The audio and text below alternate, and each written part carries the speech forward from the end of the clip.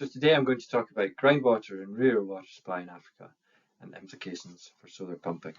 So just a very quick overview of the presentation. I'll begin by introducing groundwater in Africa, then looking at groundwater and rural water supply resilience in East Africa, moving on to functionality of rural groundwater supplies in East and Southern Africa. And throughout, I'll try and think about the implications for solar pumping in Africa. So just to begin with, a very brief overview of groundwater in Africa. BGS research suggests that there's many millions and millions of litres of groundwater stored within African aquifers. And that's about 30 times annual rainfall or 20 times water stored in surface water such as rivers, reservoirs or lakes. And this map just gives an overview of groundwater security in terms of groundwater recharge and storage, where the dark greens are good water security and the lighter yellows are areas where the water security is more of a challenge, including, for example, in Ethiopia, where I'll talk quite a lot about today. Clearly, groundwater offers very significant potential for the development of irrigation and domestic water supply in Africa. And today the focus is going to be on domestic water supply. And this slide is just really a summary of the evolution of rural water supply in Africa over the last few decades. Since about the early 2000s, we've seen huge increases in the people accessing basic and safely managed water supplies. And much of that is through development of groundwater using hand pumps and so on. But as we move into this era of the Sustainable Development Goals and the need to achieve safely managed drinking water on plot, then there's more of an emphasis on new technologies such as solar water pumping and moving away from hand pumps. So within this context, we had the opportunity in 2015 and 16 to look at the performance of different types of rural water supplies during the 2015 to 2016 El Nino drought. And that was a very severe drought where about 10 million people rely on aid. It was about as severe as the drought in early 1985. So UNICEF went out and did monitoring of about 5,000 water points. About 10% of them were motorised pumps, with about 10% of those being solar pumps. And we took that data set and we looked at the performance of these different types of rural water supplies during the drought. And this slide just summarises what we found. So I really draw your attention to the top two lines here for hand pumps and motorised boreholes. The colours are the amount of time that people took to access water sources, and the shapes are whether people felt they'd accessed enough water. And what you can see here is that, in general, motorised boreholes and hand pump boreholes performed the best and served the most number of people, which is on the x-axis, during the drought. But at the start of the drought, both hand pumps and motorised boreholes had very low rates of functionality. But then as a result of a proactive operation and maintenance campaign, those rates of functionality increased very quickly, most significantly for hand pumps, more slowly for motorised boreholes. Most people reported collecting adequate water for most of the period during the drought from hand pumps. That was less the case for motorised sources. And hand pumps overall were most accessible, again, more so than motorised boreholes. But motorised boreholes were crucial because of the number of people they served. So I think what this really illustrates is the importance of motorised and hand pump boreholes, particularly when compared to other types of water sources that had much more varied performance during the drought. But then there's questions about the low rates of functionality at the start of the droughts for both hand pumped and motorised boreholes. And I'm going to go and talk about that a bit in the next few slides, particularly focusing on hand pump boreholes, but also thinking about motorised systems. And I think this work really illustrates maybe some of the challenges that motorised systems have in terms of lower functionality during the drought, less accessible, less water collected by users, and very, very large demands put on them. So hopefully when we talk about hand pumps in the next few slides, we'll be able to draw some lessons out about motorised boreholes as well.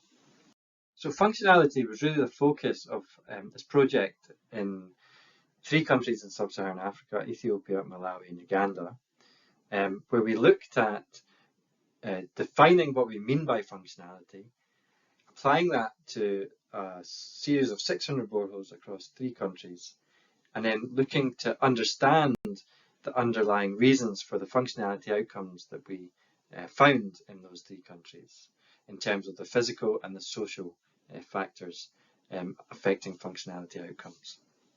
So the first thing that we did in this project was we developed a new definition of functionality that allowed us to take account of reliability and the ability of the water source, in our case hand pumps, to deliver against design yields.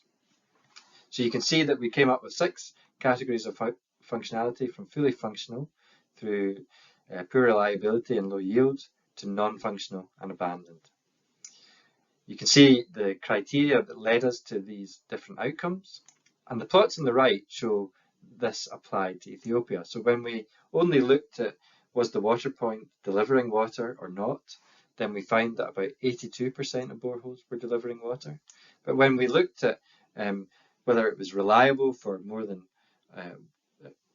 for most of the year, and whether it was delivering against design yield, we found that overall functionality was very much lower, about 45% of boreholes delivering design yield reliably throughout the course of a year. So the next question was, what are the underlying reasons for these functionality outcomes on hand pumps? So one of the first factors that we looked at in terms of its influence on functionality was the hydrogeology in the region where these hand pumps are installed. So here is a plot of transmissivity versus the 6 functionality categories that we found. And transmissivity is the property of the aquifer, or the property of the rock that the borehole is drilled into, to transmit water towards the borehole as it's pumped. So the ease that water can move through the aquifer.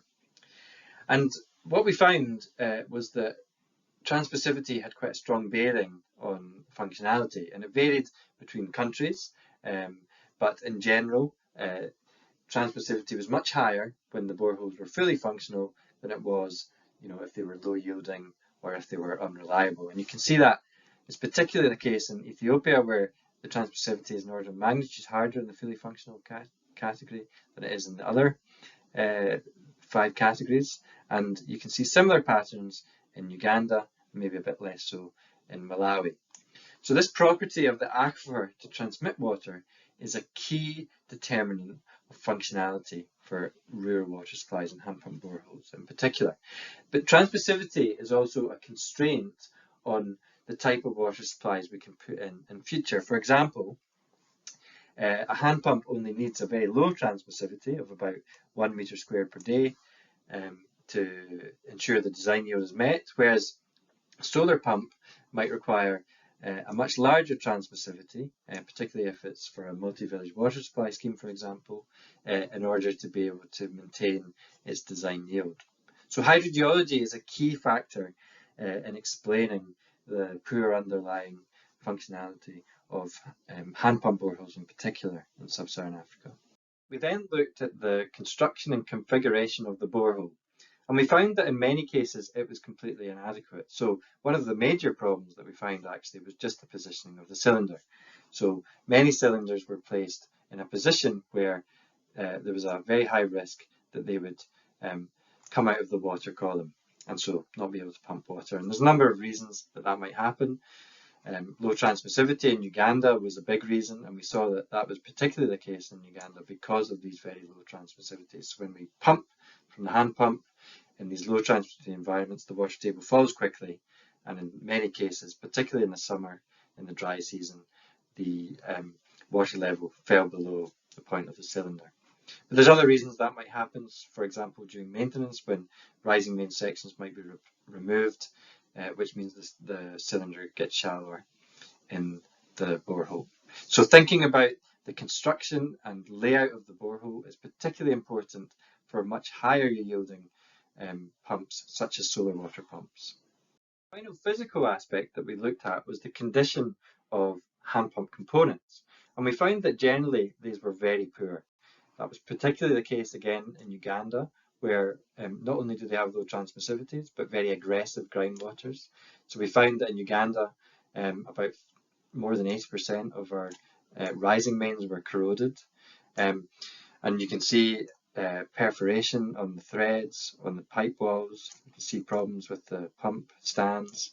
And all of these things can lead to leakage and other functionality problems with hand pump boreholes. So there was lots of questions here about the quality of materials that are going into boreholes and the quality assurance and supply chains for these materials. And I think these questions are also relevant to solar water pumping. So we need to make sure that the technologies that are going into the ground are sustainable in the long term in terms of component quality and supply chains and related things like that. Finally, and very briefly, the last thing we looked at was the relationship between the community's ability to manage the water point in terms of finance, maintenance, decision-making, external support, and actual functionality outcomes. And what we found that actually most communities had a good capacity to manage their water points. We found that actually there was a very weak relationship between the capacity of a community to manage its water points and functionality outcomes, with the exception of affordable maintenance repair. So where communities had affordable maintenance repair, it was much more likely that their hand pumps would be fully functional. So thinking about the management arrangements for solar water supply is going to be really important going forward. And hand pumps and their management arrangements have much to teach us in that respect. So in summary, groundwater is a vast, untapped and resilient water resource, and it has the ability to allow millions of people access to improved water supply in Africa. There's also huge potential for development of solar pumping for groundwater development. But as we think about groundwater development, we can learn lessons from the experience of hand pumps over the years in terms of hydrogeology, borehole siting, maintenance and management. And considering these aspects will lead to improved outcomes for solar water pumping. Thank you. And if there's any questions, please do feel free to email me.